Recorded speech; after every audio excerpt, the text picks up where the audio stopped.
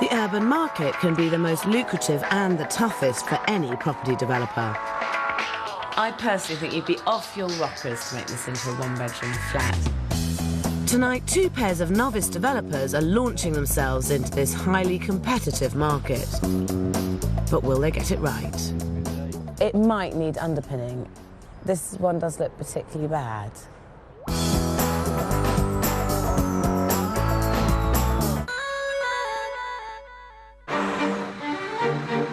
A return to inner-city urban living is one of the biggest lifestyle trends over the last 2 decades. Centrally located properties now command huge prices, but they also command big investment. Get this market wrong and it could cost you serious cash. Nowhere is this more true than in trendy Islington, central London. And it's here that both sets of developers are hoping to hit gold. On the one hand, Katie McCrum and Sarah Garrett are trying their luck in quiet, leafy Arundel Square. While a quarter of a mile away, fashion designer Marigold Charles and her fiancé, web designer Joel Peters, have chosen bustling, fashionable Upper Street. We know what sort of young professionals like. We know that their tastes and their standards and what they expect. So understanding what young modern professionals are about and what they want will help us succeed in this market. There can be serious money to be made, but here more than ever, you've really got to buy the right property in the right location, but that's not as easy as it sounds. So it's just here, the flat, is it? Just above the green and the deli. So it's above a bar, it's actually next to a bar in both directions as well. Yeah. And since we bought it, the licence has been extended to a 2. Which is not great from your point of view, owning the flat above. No. And did you know that that was going to happen? No, we took a risk and it happened. You just have to bear in mind that it always is going to affect its value and its saleability, and that's something that if you take your eye off that for a few minutes, you can end up with a really big problem on your hands. This property's vibrant location is both its strength and its weakness. Yet despite the neighbours, Joel and Marigold still think this is a great place for a stunning, luxurious home. Oh, what an amazing space. So is this why you bought it? You fell in love with this space? Yeah. Absolutely. Which for this area is quite a big space. At 11,000 square feet, it is indeed an incredibly generous size for a one-bedroom flat. It currently has a master bedroom with an L-shaped lounge at the front, while at the back there's a bathroom and a good-sized kitchen diner leading onto a fantastic large roof terrace, which is a huge bonus for central London and will really add value. Joel and Marigold want to totally rearrange the layout to create the ideal dream of modern living, a huge open-plan reception room across the whole front of the flat. This means moving the bedroom to the middle of the flat and adding 2 new bathrooms, one of which will be an ensuite. But there are problems with this idea. For a start, the bedroom will only have 1 tiny window, which is inadequate for a luxury master suite.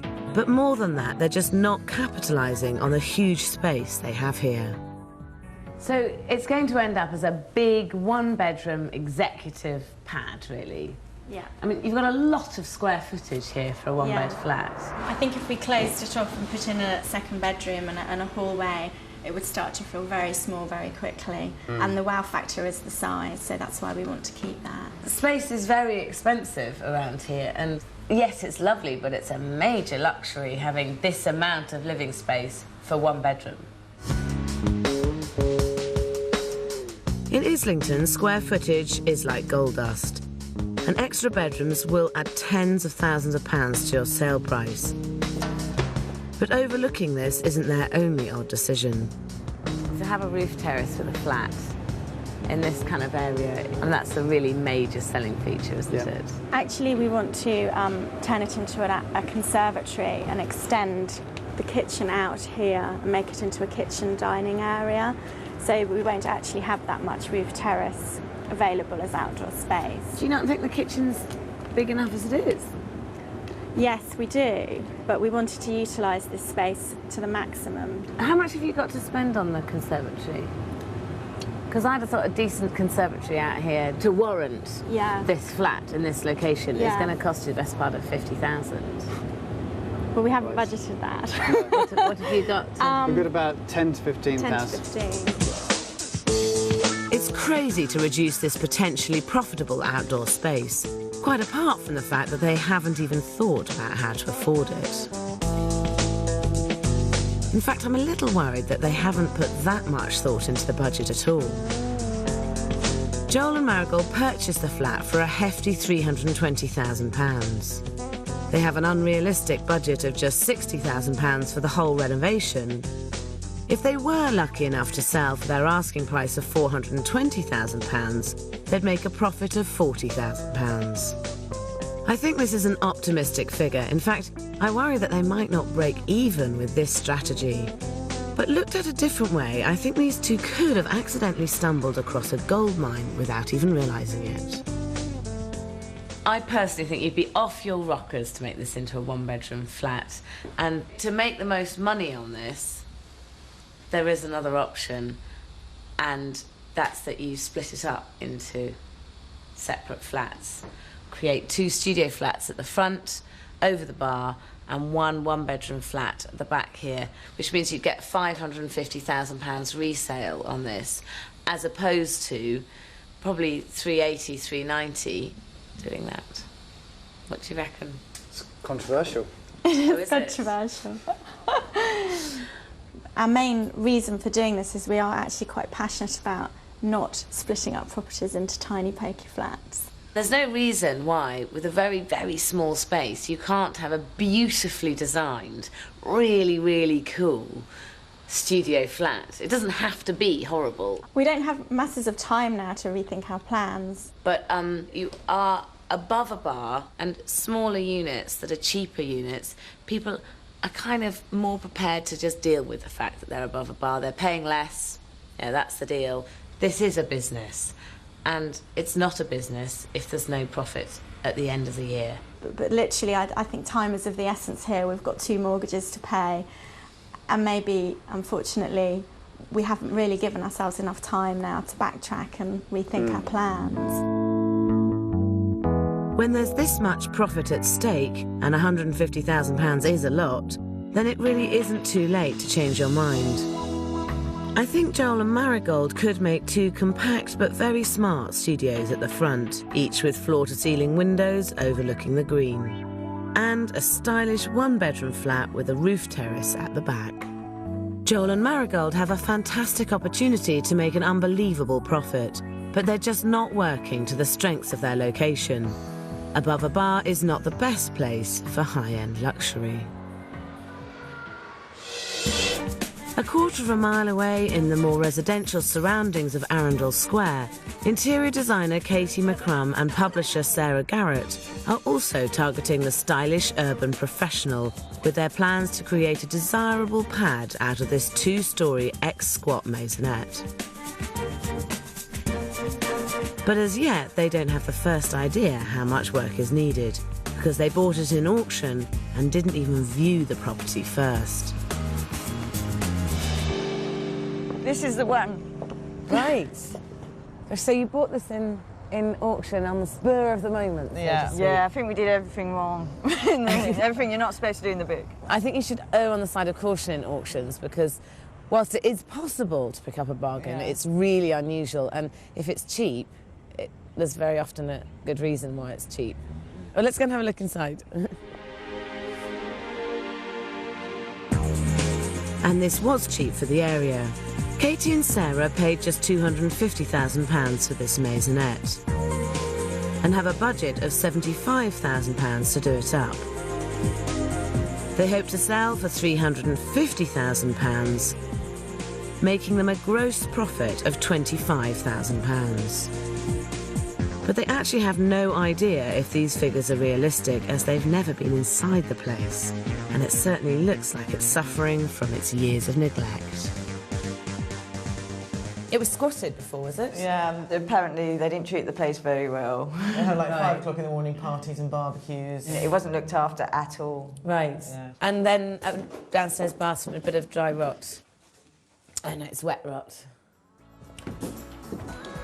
Not only is the inside appallingly damp, but outside I may have found the reason why this flat was put up for auction in the first place. It's been moving around all over the shop, hasn't it?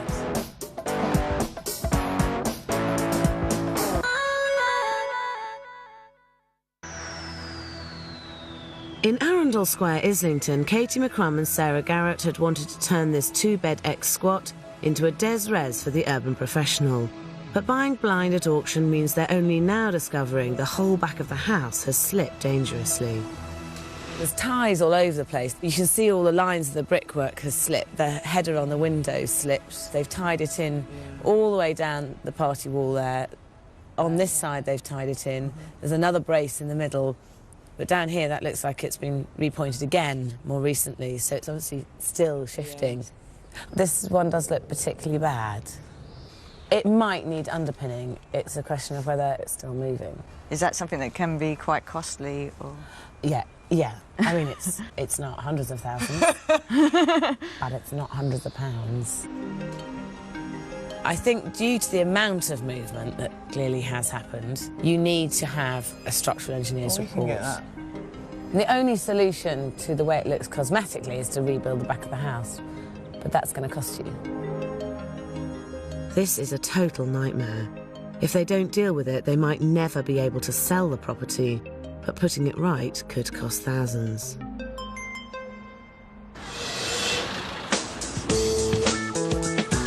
Just down the road on Upper Street, Joel Peters and Marigold Charles could also be left severely out of pocket.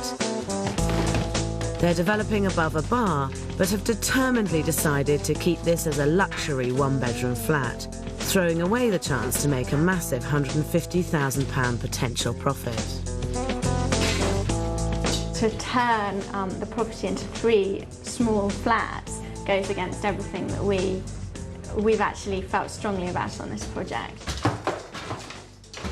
For us, retaining as much of the feel of openness and space in this apartment is what I think will set it apart. Which is all well and good, and in another location I might agree, but this flat is on a busy road, above a bar with a late licence. More worryingly, Joel and Marigold still haven't even looked into how much their plans are going to cost. They only have £60,000 in their budget, and when their quotations start arriving, it's a very rude awakening. We've just got the first quote through. It's for £160,000. It totally exceeds what we've got budget-wise to spend. I mean, just phenomenally. So there's absolutely no way we can even entertain that at all. £160,000 is 2.5 times their entire budget. They haven't thought this through at all, and their budget is as unrealistic as any I've seen. For all the building work, including the conservatory, they've allocated a desperately inadequate £24,700. To replumb the entire flat, £7,000. For the electrics, £8,800. For a top-spec kitchen, just £5,000. To buy 2 top-of-the-line bathrooms, another £5,000. For painting and decorating, £1,500. For the roof terrace, a tiny £750. And for all their fees and costs, just £7,250. With just £60,000 in total, they've completely underestimated the amount of work involved here. But we can reduce that if we don't. So while they're forced back to the drawing board, all the building work has ground to a halt.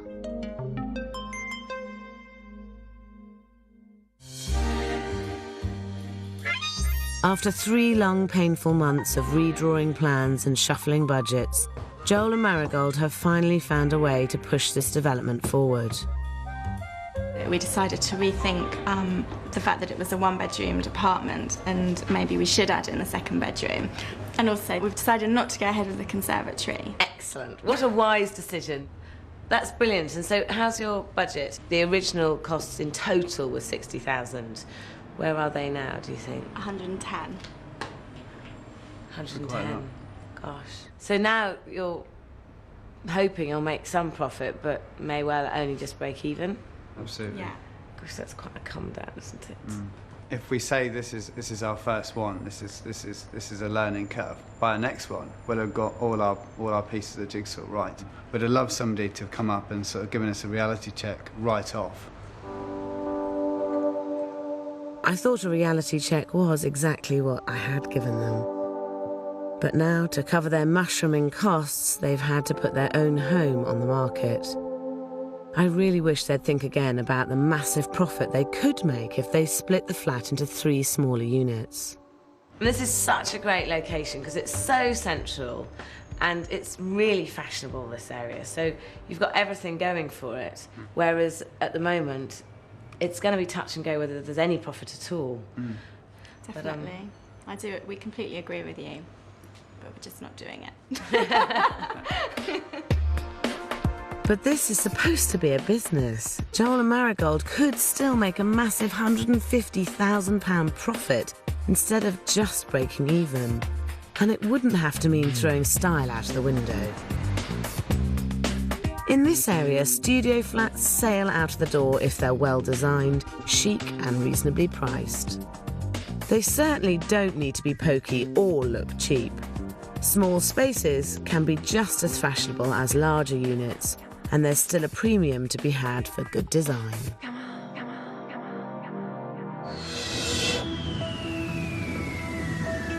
In Arundel Square, Katie and Sarah have agreed to call in an engineer to look at the worrying signs of structural damage to their 2-bedroom maisonette.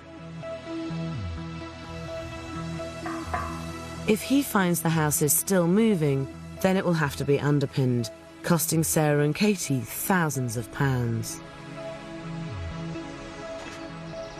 What's the verdict? It looks like that it's had some bomb damage.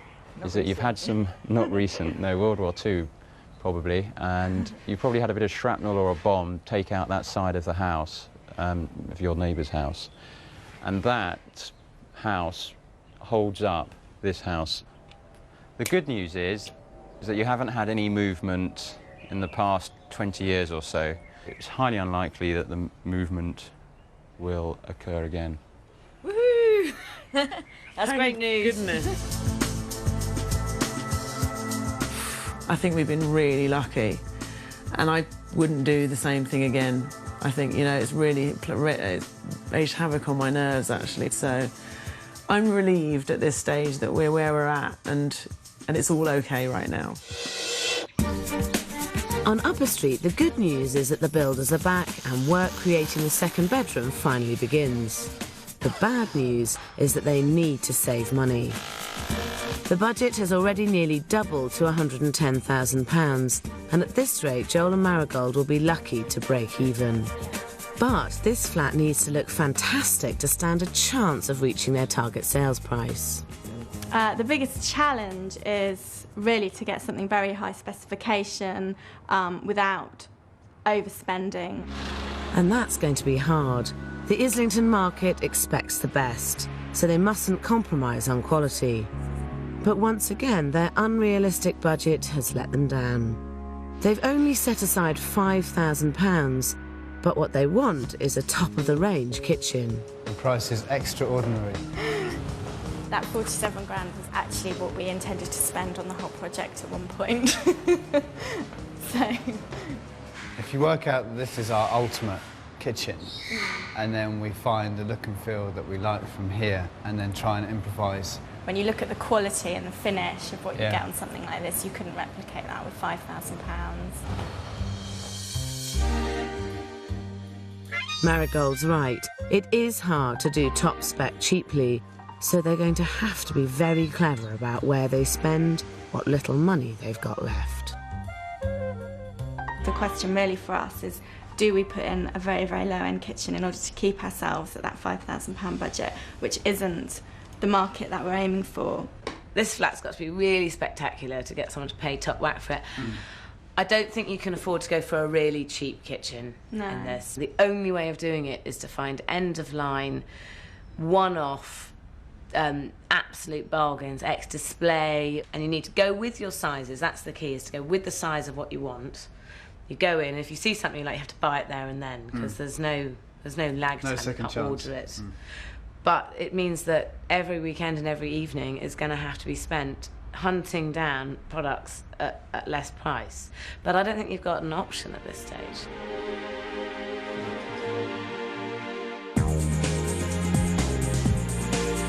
But bargain hunting takes a lot of time and energy, and with the project already running behind, the strain is starting to tell. It's really hard. It's hard making time, and all your weekends and all your evenings are spent researching and going around the shops and things, so it's full time. It's very demanding. We don't socialise anymore. Their social life may be suffering, but I hate to think what their bank balance will look like if they don't get this project finished soon. But over in Arundel Square, work on Katie and Sarah's two-bedroom flat is making good progress.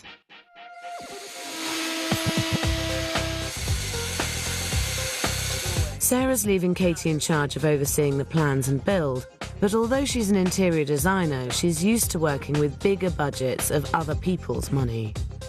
I usually go for the top end of things, and that's what I'm used to. So this is going to be a different experience for me in terms of keeping to a really low budget. So that's my challenge. Their first decision towards keeping the costs down is to work as much as possible with the existing layout of their two-floor maisonette.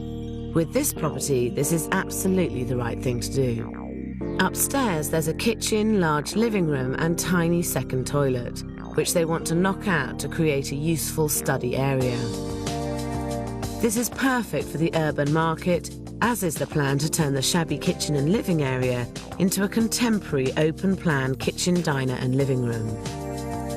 Downstairs, there's a small bathroom and two good-sized bedrooms. They're sensibly adding an ensuite bathroom to the front bedroom. At the back of the house, they're extending the master bathroom under the stairs. This will give it vital extra floor space, but Katie's decided there just isn't enough headroom. How could you take this floor down, you know, like 20 centimetres, 30 centimetres into the ground? I think one of the main things I hadn't considered was that if someone was sort of 6'3" or 4", coming into this bathroom space is going to be quite a problem. So, I mean, I'm considering maybe chopping the floor down and making a step into this room, which is something that at this stage is a bit of a pain. Yeah, this is the concrete, yeah, so it's difficult to take it out, yeah. Yeah. It's a big job, isn't it? Yeah, it is. Yeah, I know, it's huge. Digging down would be time-consuming and expensive, and it's not something they've budgeted for. But Katie's instincts are right. A cramped bathroom could mean a difficult sale, so she needs to see for herself what a difference lowering the floor would make. Now, what these people have done is that they've dug down and created a bathroom in what was once a coal hole. We've still got the arched ceiling. And actually, this is quite luxurious space. And I think with this kind of flat and with your kind of flat, it's really worth spending the extra thousands of pounds it does cost to dig down. And I know you're a bit worried about costs, but I think you'd agree this is worth spending. I'm worrying about basic materials. So I was well aware of like price for kitchens, but not how much plasterboard costs, you know? Right. So that's kind of where I've slipped up, which is why digging down, even though I know it's the right thing, is quite frightening budget-wise. With the sort of development that you're doing, which is very kind of urban, chic, cool, you can't really cut corners. No. And you need to spend what you need to spend. Yeah, I think you're right. I definitely think that is the right thing to do. And having seen this, in my small space, it will make a huge difference as well. Decision made, and 1 week later, the floor has been dropped. It might have cost £2,000, but it means this bathroom will have plenty of headroom and won't put anyone off. I've dropped the floor 35 centimetres, and I think it makes a huge difference. And the whole room now looks a lot more spacious. I was very concerned it was going to hold up the sale of this house, actually, because obviously it's only going to be able to be a house for small people. So I'm really actually pleased with that decision. To get the best sale price, sometimes it can be worth spending a little bit extra.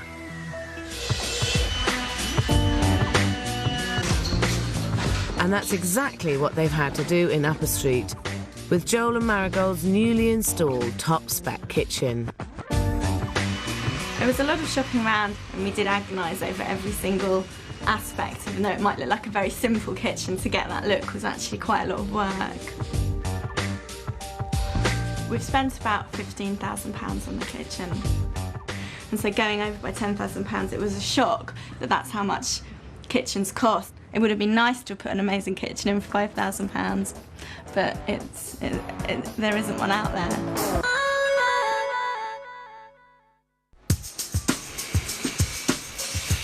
5 months into their development, Joel Peters and Marigold Charles are way over budget on their luxury flat in Islington.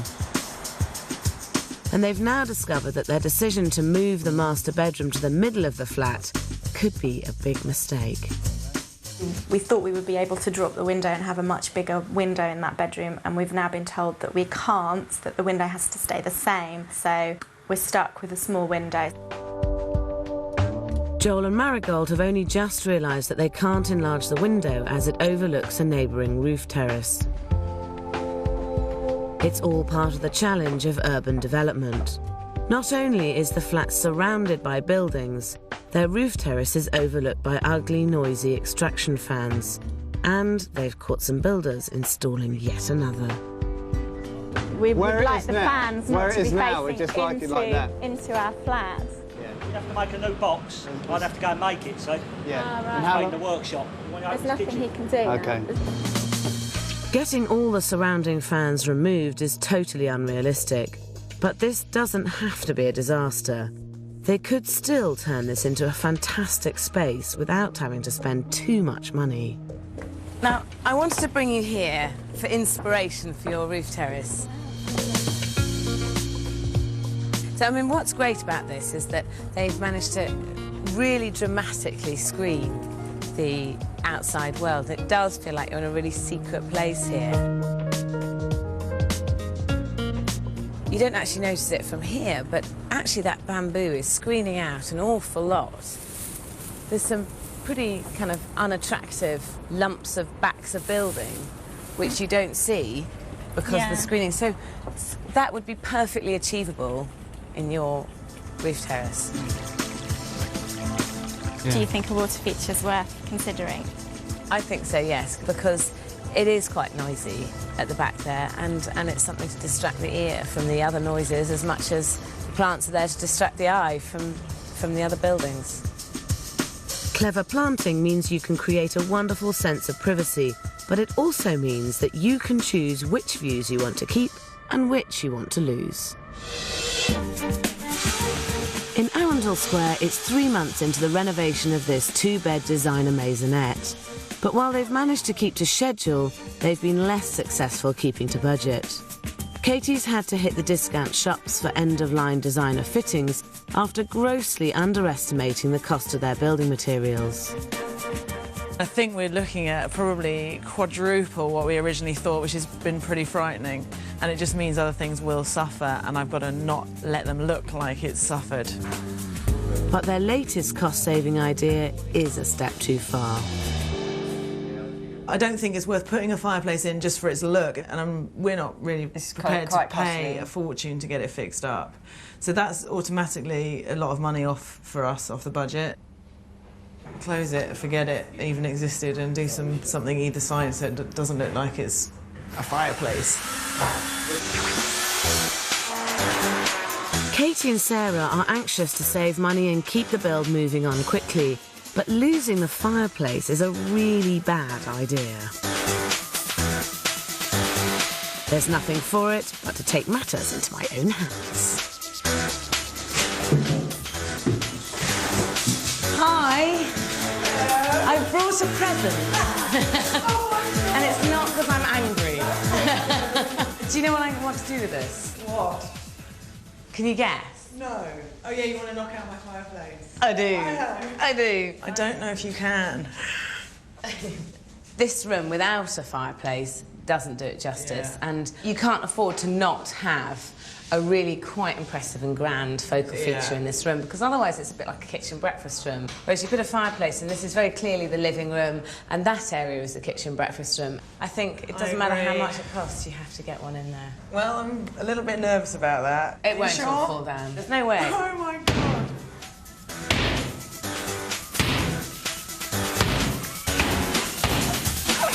Beautiful. You look like you're going to cry. It's like, whew, okay. But it's the right decision. The right decision. A bit too late to get back now anyway.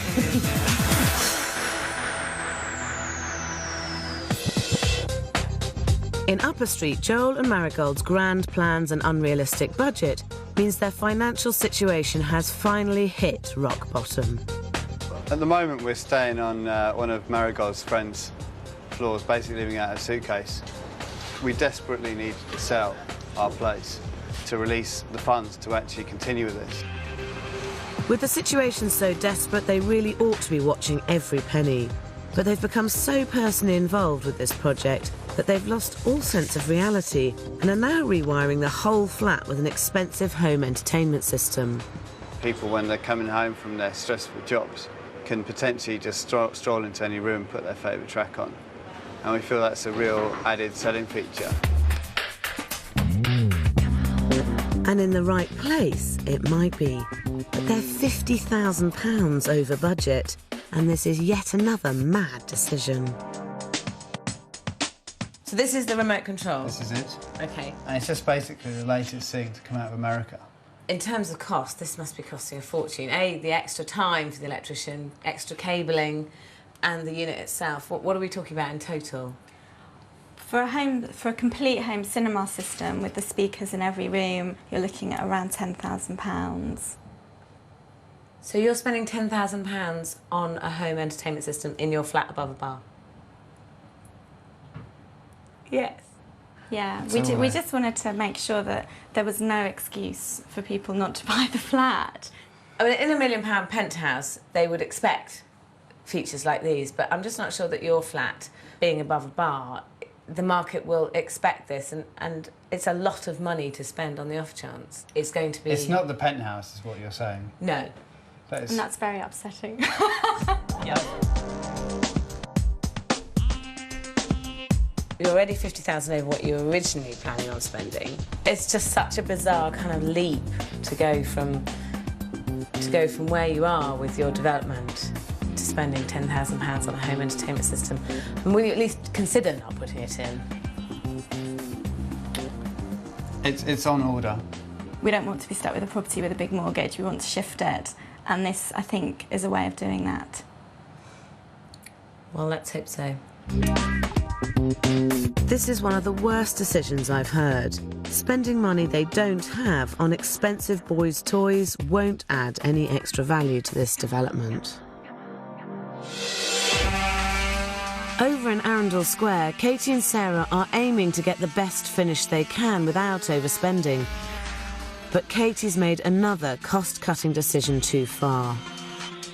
She's chosen a cheap laminate worktop for her smart kitchen, but as soon as it arrives, she realises it's a bad idea. Everything else has been finished so beautifully, and then they'd come in here and say, what's that about? Buyers spending a lot of money on an urban apartment won't be happy with a cheap high street worktop. And this is an area where Katie should really make some impact. I think you want something that's a more natural product and a higher quality product, really. This is a reconstituted stone. It has the same effect as stone, but because it's only 95% quartz and 5% resin, it has much more consistency of colour, which I think looks more up to date, really. And for the sort of people you're appealing to, they're expecting very cutting-edge, new, modern designs, and this is cutting-edge. What, in your opinion, for a property development would be the most appropriate kind of colour. Yeah, I think it's beautiful, isn't it, together? Really. So I think that's a decision made.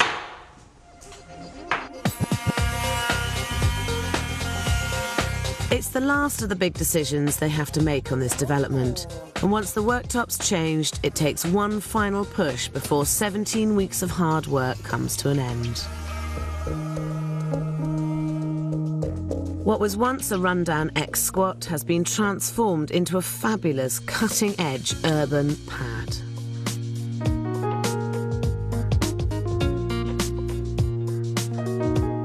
They needed to achieve a high-quality look, and that they've certainly done. And nowhere more so than the open-plan kitchen and living area. This is spectacular. What a great job you've done. This is brilliant. Thank you. Are you pleased you put the fireplace in? Yeah, it was the right thing to do. I think good to it see. separates the two rooms so well. It's very clearly a living room now, which is what you needed. Yeah. And the worktop's great. I think it was definitely the right decision to change your mind and go with this worktop. For the market that you're trying to appeal to, sort of urban, cool, young professionals, this is absolutely spot on. What really sets this place apart is the attention to detail. The walnut flooring, vintage-style radiators, and great finish. Downstairs in the front bedroom, the addition of an ensuite is a real bonus, and the master bathroom feels much more spacious thanks to a lowered floor and a mirrored wall.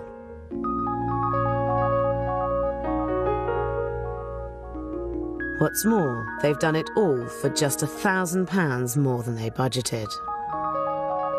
How much did you end up spending on the project? About 76,000.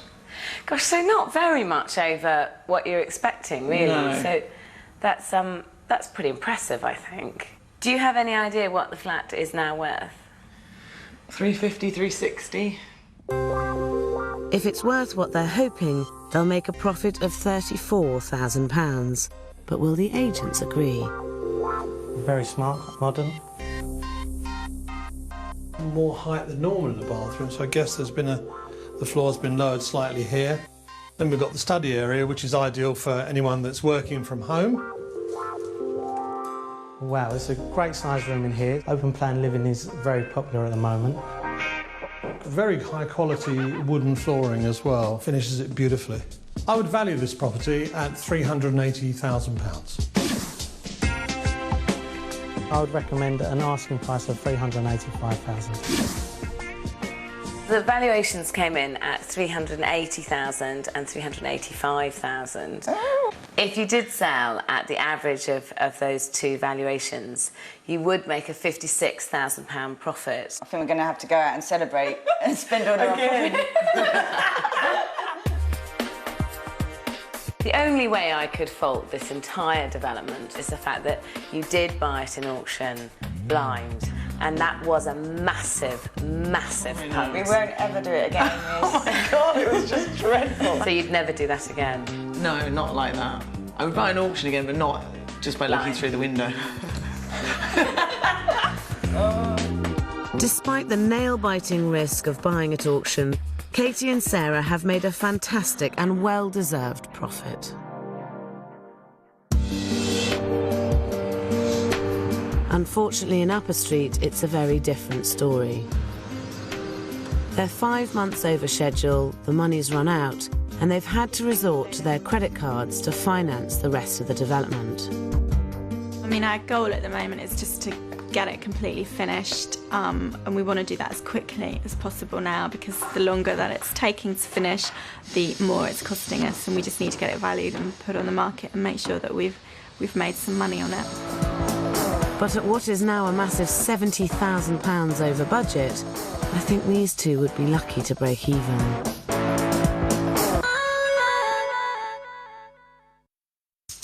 On Upper Street in Islington, it's been a very long, drawn-out 8 months, and Joel and Marigold have spent every penny they have. But their development is finally finished.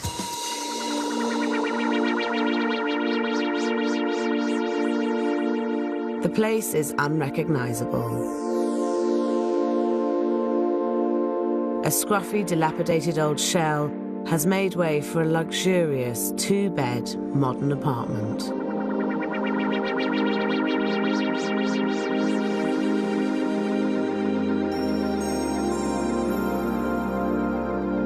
They've created the huge open-plan living space they wanted, stretching right across the front of the building and fully wired with the latest in high-tech sound systems. Everything looks great, but unnecessarily extravagant. So the entertainment hub of the flat then in here. Great, this is lovely. Yeah, we really love this room. It's worked really well with the view out onto the green and the big windows and the lights. Yeah. This is my favourite room. Why is that? Just because it's a space that sort of epitomises why we got this. It's not your boys' toys. And that as well. At the back of the flat, the kitchen diner is an equally light and generous space. Spending a bit more money and getting the high-spec units was the right decision here, as they give the clean, modern feel the urban professional market demands. And they've capitalised well on having the rare benefit of outdoor space. Oh, what a fantastic, successful space. Isn't that great? I felt really strongly about the planting, and Joe felt really strongly about the water feature. It really works out here. I think you've managed to draw the eye back into the roof terrace. Yeah. It's a real success. Well done. Another good decision was to create a second bedroom which will add much-needed thousands to their asking price. On the other hand, the master bedroom is not quite so successful. That tiny window makes it rather dark. We like to think that if you want a bit of light, you've got the terrace, you've got the lounge, you've got the kitchen, and you come in here to relax, and the lighting can be a bit more moody and low level. It's a seductive light, isn't it? Seductive room. Or just dark. But for any room to be less than perfect could compromise Joel and Marigold's asking price, and having spent so much, they can't afford for that to happen. Now, you paid £320,000 for the flat and you were expecting to spend £60,000 on it. How much did you end up spending? We ended up spending 140. Gosh, so £80,000 over your initial £60,000 budget. How have you found an extra £80,000? You got an extra credit mortgage? cards and loans.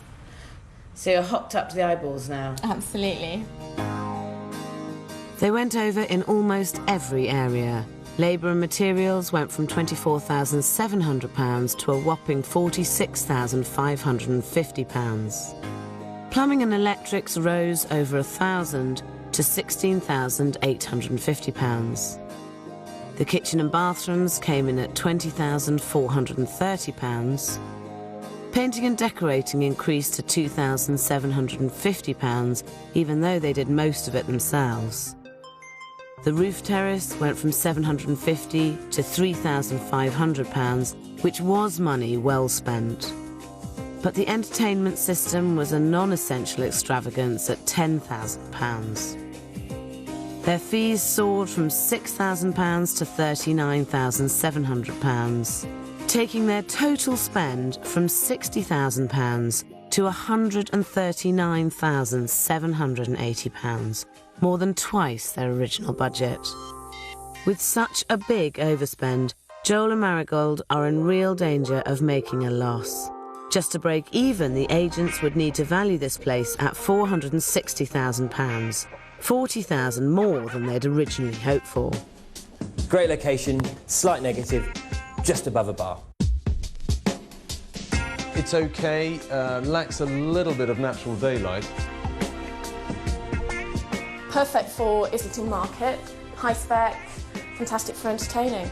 I value this property at £400,000. I'd value the property at £400,000. We'd value this property at £435,000. If you did sell for an average of those, which should be £412,000, it would be a £48,000 loss. How do you feel about those valuations? I I think they're interesting, and I think they do reflect the fact that it's very difficult to value this property. It's unique. I think they are a little bit low. We would definitely consider getting a few more valuations. There is a buyer out there who will fall in love with this space and want to buy it. I simply don't believe that we're going to lose money. They're still wildly over-optimistic, but I don't think that there's any way anyone's going to love it enough to pay £48,000 more than the valuations. This is gorgeous. This is one of the nicest, I think, outdoor spaces we've seen. Yes. The space is really good. I like this space. There's not much natural light that's going to be coming in. Lovely big tall windows at the front. Yeah, those windows are gorgeous. I like the way it's set out. It's got good space. I can entertain people. The bar probably downstairs might be a bit... Yeah, if it's going to be handy. As well. It'd be handy. But then annoying if you were staying in. Yeah. Joel and Marigold were determined to make this into a luxury top-end apartment, but its position was always going to work against it. Ignoring this fact was a very high-risk strategy. Is there a bit of you that regrets not turning it into 3 flats and making a great fat profit on it? I mean, we know that we've spent over, but I do feel that we've achieved what we wanted to do, which was create something absolutely beautiful. I personally think we've done a fantastic job. I mean, I think that the lesson to learn, if you are planning on doing another development, is that developing is about 3 things, and that's 3 figures. One is what you buy it for, the other is what you spend on it, and the other is what you're going to sell it for. And I personally think you got all 3 wrong with this development. I think you bought it for too much money, you underestimated how much it was going to cost to do, and you overestimated what you were going to be able to sell it for. The important thing is not the way it looks, because it looks great, it's getting those 3 figures accurate. Joel and Marigold may not have got their figures right, but over in Arundel Square, Katie and Sarah had a more realistic budget and are reaping the rewards. 3 days after putting their place on the market, they sold for a massive £399,000, making a whopping £74,000 gross profit. Marigold and Joel, on the other hand, have decided to move in and hold on to their place until the spring, in the hope that they can raise the selling price. Successfully developing for the urban market is far from easy, but if you get it right, it really can pay. The key, as always, is to buy at the right price and make sure your plans are right for the location. Next week, 2 shoestring developers try to make a little money go a very long way. Do you have a schedule of works? That's it? That's it, yeah. Cool. Well, that's clear. There's only 5 things to do, so you're laughing. 1 a day, 5 days?